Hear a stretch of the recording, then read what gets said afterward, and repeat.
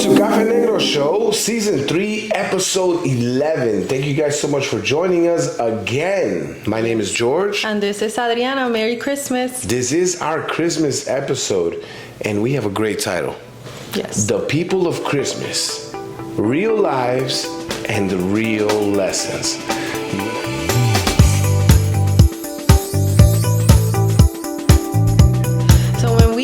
About Christmas, it's so easy, right? Again, just to picture that nativity scene, the glowing lights, the familiar Christmas carols, but behind all those traditions are real people. There are men and women who didn't just celebrate the first Christmas, they actually lived it. Crazy. Yes, and they faced fear, confusion, sacrifice, and mystery.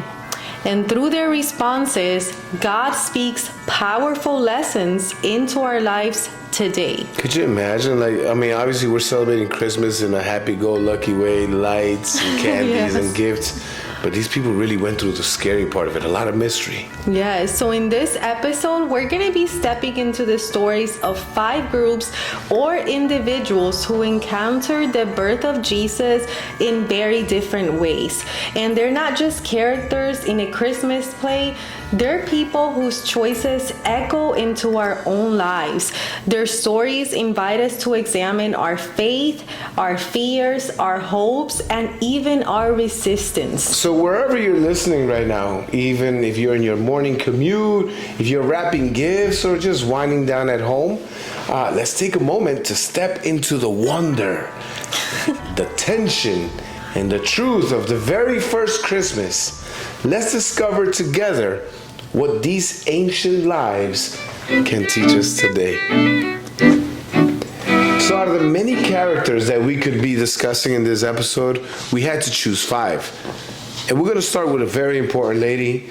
I'm sure you heard her name, Mary, the mother of Jesus, yes. Jesus.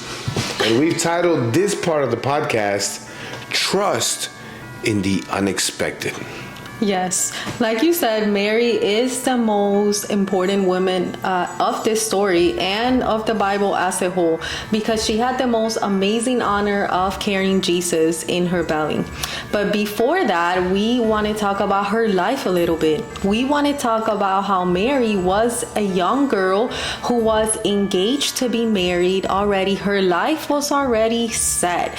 And as a woman, I remember during that time when I was engaged to be married, and I remember how that was everything that I thought about. That completely just took over our lives, my lives. Of course. So I imagine that for Mary, that was all she was thinking about. The most important thing in her life was to be married. And here comes the angel and completely disrupts that, right? And whole new plan. Yes, and he gives her the most important message of her life, which is that you're going to carry the Messiah.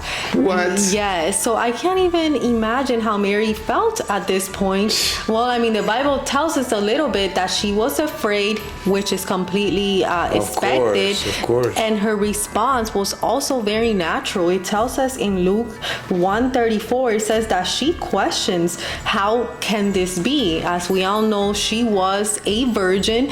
But what I want to talk about when she questions this is when God gives us messages, when he tells us something which may seem so extreme, so completely out of what just we think, out of reach, beyond our imagination, so we can't even think about. Yes, so when God gives us these types of dreams, when he says you're going to do this, you're going to that, I'm going to use you in this way, even if we don't understand it, it's okay to question, because God's dreams are so much bigger than what we see for ourselves.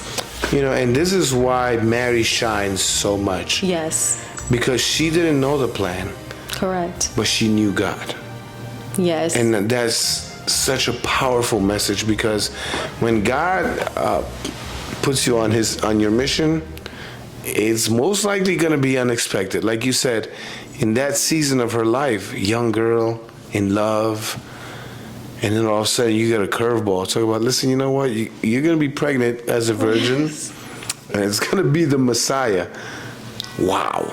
Yes, and after she questions it, and it is explained, her mission is explained in verse 38. Her response is so beautiful that we as human beings can actually learn when God tells us to do something. And she says, "Let it be to me according to your word." She is 100% down. She's like, okay, I know this is so extreme, but I believe that you're going to make a way, because faith is not about understanding every detail, because if you did, that would not be faith. There's no way you could do that kind of, there's no way you could have that kind of response unless you're close to God.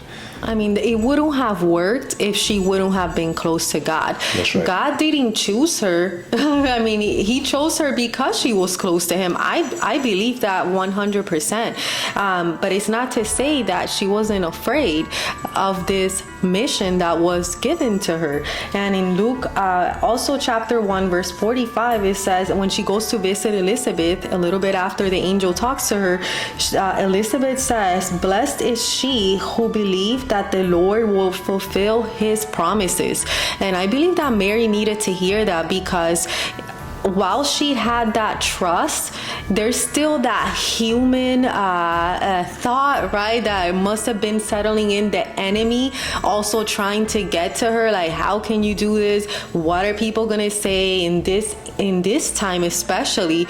And I believe that God was there also kind of like using Elizabeth to give her that word of optimism, of like motivation. Hey, I got you, like, I'm going to fulfill the promises that I have given you. And God bless her, and Yes. Elizabeth, right? Because that's also, and I pray that we're being used as one of these tools that God uses to build our faith in order for each of us individually to live our God-given purpose. You might be doubting that you might be the right person for the mission, but I'll tell you what, if anything you can take from this episode, we want to encourage you that you don't need to understand what the steps you need to take are. You just need to understand that if God told you to do something, your obedience is all that it takes, and God will make a way. How difficult it is for Mary, right? As you're talking about from a woman's perspective, how scary, right? Imagine like when we were dating and you would come to me all of a sudden, I'm pregnant and it's God's baby. Which brings us to the second character, Joseph. Oh my goodness. So first Mary had to go through this mental battle of like, wait, what? Okay, I don't get it. I have to believe in you. Now Joseph has to believe. And we titled this one, Obedience When It Costs You.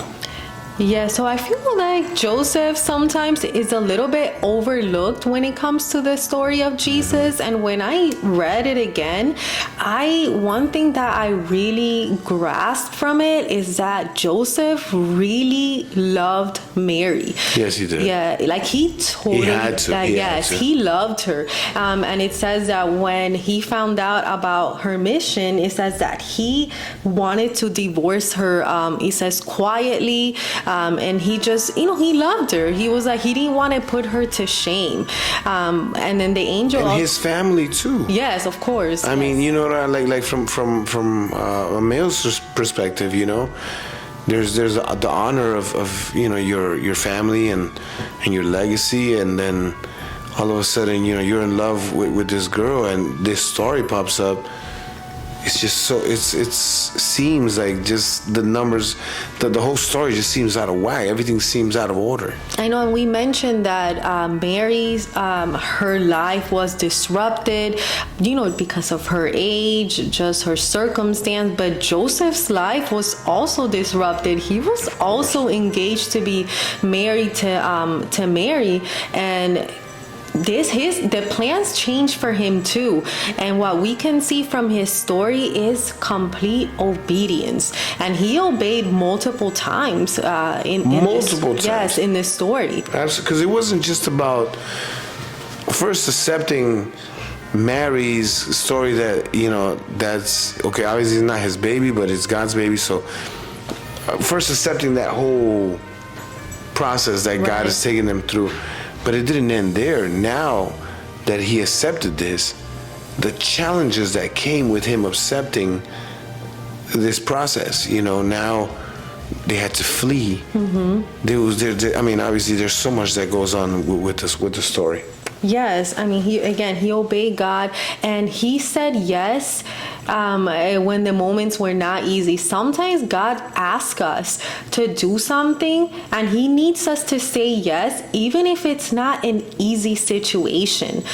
We need to show obedience, and I believe that Joseph showed this in the story, tremendously. Yes, so obedience, not only when it's simple, when you see the benefits of the obedience, but be obedient even when you don't understand it. Character number 3. And you know what? I'm actually at fault on this one because I was almost had to double think, wait, who? We are talking about the shepherds. Such important characters that are usually overlooked, the shepherds. And we titled this one, God Meets the Overlooked. Yes, honestly, I also had to do a little bit of research in this one. And one thing that I was able to find out during my research is that in ancient times, shepherds were looked at, they were like the unseen workers of their times. They were on the margins, overlooked, and considered unimportant, a lot of times also uneducated. And that's why we labeled it God Meets the Overlooked. Yet, even though that they were marginalized, God chose them to be the first ones to learn about the birth of Jesus. So it's so interesting, right? Because, and I don't want to deviate from the purpose of the conversation, but I kind of personally find it so interesting that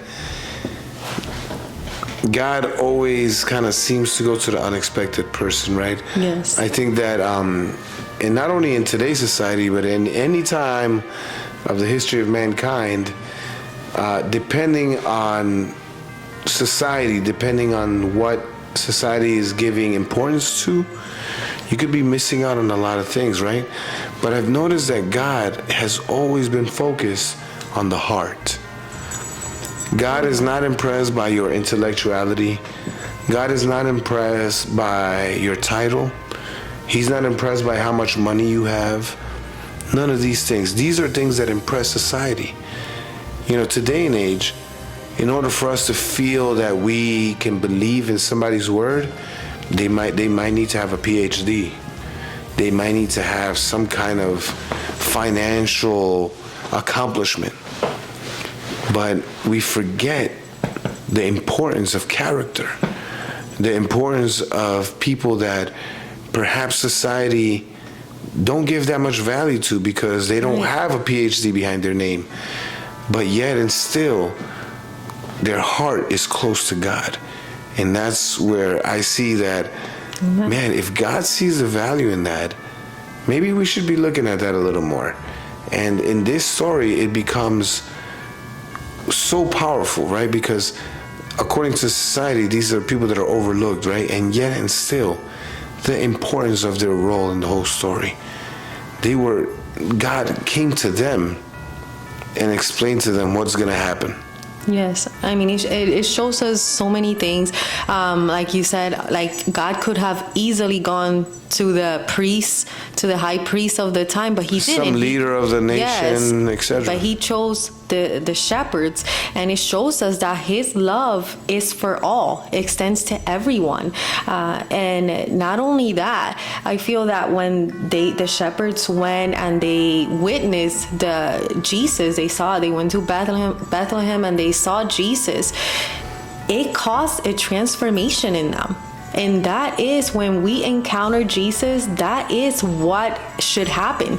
They became the first evangelists per se. In verses Luke 2, chapter 17 to 18, it talks about after they witnessed the birth of Jesus, they went and they spread the word. How beautiful. So it caused a transformation. They went from being these group of people that were overlooked, that were maybe uneducated, to going and spreading the word of Jesus. We see that transformation. And not only did they become the first evangelists, it also says that they returned glorifying and praising God. So they became the first evangelists, and they also in a way became like the first worshipers of like Jesus. And again, you see that transformation.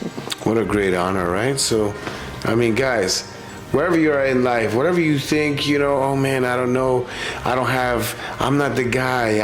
I'm not like the guy that's up there in the altar speaking. I can't sing like that guy. I can't. No. God doesn't go by what you think he goes by. God, several times, even the whole story of Jesus. Yes. God has a way of like going to the overlooked. Character number 4, the Magi. And the Magi, unlike the shepherds, were wise guys. These guys knew some stuff. And so we titled this part, Seeking Jesus in the Dark. Yes, and there's studies that says that it took them 2 years to get to Jesus. And what is important, what I see from this, is that they had to follow the light to see the big light, right? Jesus, to encounter Jesus. And it's for us as human beings, do we see the light? Are you avoiding the light because it's the unfamiliar, right? Sometimes are we just looking away? And if we are looking away, if we are going the other way, we are never going to be able to encounter Jesus and to be able to reach our potential if we don't follow the light. Jesus is the light. And I think we're going back to the same point that we were doing with Mary. Yes. You don't have to have the full picture. God is not just going to give you all the answers to your mission. There has to be faith involved in your journey. In this case, we're talking about wise men that it's probably actually harder to have faith because you're talking about people that needed to understand things before they can have a conversation about it, right? So these are people that, I guess were considered intellectuals. They were considered very smart people that wouldn't just take a story, by you just saying it. They would have to have some kind of links, some kind of understanding. But for some reason, they moved forward in faith in this situation, not knowing all the details and going against their train of thought, because as an intellectual, it has to make sense to you. But they moved forward with the little bit of light that they had, and that led them to the light of the world. Yes, and I think that was their test, because as far as like the other characters in the story, Mary, Joseph, and the shepherds, God allowed an angel to appear to them and tell them, hey, this is what's happened, this is what's going to happen. And to the shepherds, hey, go see the birth of Jesus. But to the wise men, he didn't have an angel appear to them. So I think it was their test, that they had to follow that light, because they, like you said, maybe because they were intellectuals, they needed to go through that test. And last but not least, Herod. Ooh, this is the villain of the story. And we titled this one, The Danger of Resisting God's Kingdom. Yes. So King Herod heard the same news that the Magi heard. I mean, the Magi, they were not the only ones who saw the light. I mean, it says that in the Bible that the people there, King Herod, they saw the light too. And they heard the same story, yet Herod responded in a very different way. He responded with fear, control, and hostility. He thought, he just wanted to hold on to his position. And he just responded in a completely different way. He was trying to cling too tightly to his own control, and it ultimately led to his destruction. I mean, I think we're all guilty of that, and that's what we're trying to overcome. many of the times, like, our intellectuality is our biggest enemy because we're trying to make sense of everything when we have to understand that we live in God's purpose, and God's purpose is going to be greater than our understanding. So here goes somebody that's an earthly being who has been able to experience power on earth. This is a powerful man. Yeah. And with power, comes a lot of temptations. I mean, look at the first sin, right? The first sin, an angel in heaven had great responsibilities, was honored, and then it went to his head, and that's where, everything went south. And it kind of seems to be the pattern with Herod, a powerful man on earth. All of a sudden here, he gets the news that's challenging his power, saying there's someone that's going to be greater than you. So now what are you going to do? Are you going to believe in God and accept that there's somebody greater than you? Or are you going to take the position of Herod and be defiant? Be like, what do you mean, trust God? Yeah, I trust in my skills. I trust in my understanding. I trust in my plan. Yeah, I think we all at some point have a little bit of King Herod in us. There are times when we think that we are able to do things on our own, almost that that we know more than God, and it limits us from fully surrendering to him. So I think Herod is the villain of the story, like you said, but he is brought into the story to also shows us what can, if we cling to our own fears, to our own sense of like trying to do things on our own, how that will limit us. Definitely. So each of these characters are teaching us so many lessons. Yes. So it's definitely, we've been diving into a more realistic version of who these people really were, and the struggles and the thoughts and the understandings that they had to go through. So Christmas, don't get me wrong, we love a good tree. We love the chimney, and we even put our cookies and milk for Santa, which I end up eating, but that's another story. But how important it is, right, to actually think about the real life version of this story, right? Like, these are actual humans. This is not fairy tale. There's documentations of these stories actually happening on Earth. And of course, we have chosen to believe that Jesus came to Earth to give his life for me, for you, so that we wouldn't have to pay for our sins, and that we could be able to enjoy a beautiful life today with Christmas trees and gifts under the tree and family. We're able to enjoy all of this because we were the first ones to receive the greatest gift of all time, and his name is Jesus.